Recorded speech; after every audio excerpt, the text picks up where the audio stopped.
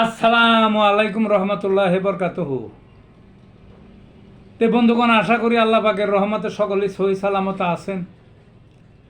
তো কবি Gazi Akkas Ali YouTube channel 017140885009 এর পক্ষ থেকে আপনাদের সকলের প্রতি রইল একান্ত আন্তরিক শুভেচ্ছা ভালোবাসা।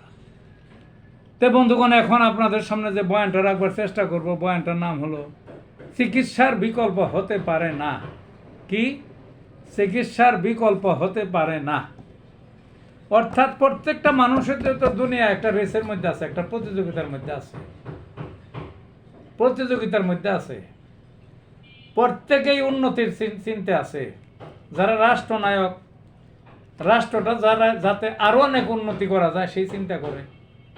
যারা বিশ্বনায়ক, বিশ্বের মধ্যে কিভাবে নিজের দাপট সবচেয়ে বেশি প্রতিষ্ঠিত করা যায় সেই চিন্তা করে।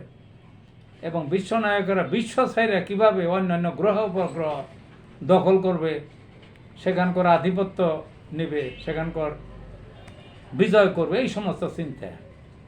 আবার প্রতিষ্ঠানের মালিক প্রতিষ্ঠানটাকে কিভাবে বাড়াবে, নতুন নতুন প্রতিষ্ঠান করবে, উন্নতি করবে। যারা ছোট ছোট তারাও কীভাবে আর একটু বড় হওয়া যায়, পারিবারিক জীবন, পরিবারটাকে কিভাবে আরও অন্যান্যদের চেয়ে বেশি দেখার মতো করে গড়ে তুলবে, সবাই এই রকম। কিন্তু সব কিছুর মূলে হলো চিকিৎসা। চিকিৎসা সব কিছুর মূলে, বুঝলেন না? অর্থাৎ স্বাস্থ্য যদি ভালো না থাকে কিছুই তো হয় না। অনেক লোক চোখে দেখেছি, অনেক বড় লোক অনেক কিছু করছে, কিন্তু শরীরে দুরারোগ্য ব্যাধি দেখা দিছে, তখন ওই সম্পদ কোনো কাজে লাগে নাই।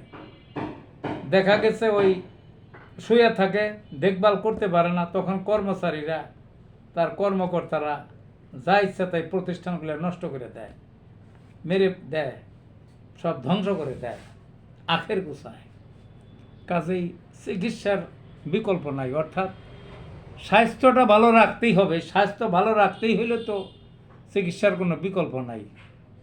তো যা হোক বন্ধুগণ, যে যাই করুন আপনারা, অবস্থা ভালোই থাকুক, ছোটই মন্দই থাকুক, যত বড় কিছুই যে হন, ওই স্বাস্থ্য ঠিক রাখতেই হবে। এবং স্বাস্থ্য ঠিক রাখতে গেলে চিকিৎসার কোনো বিকল্প নাই। ভালো থাকুন বন্ধু।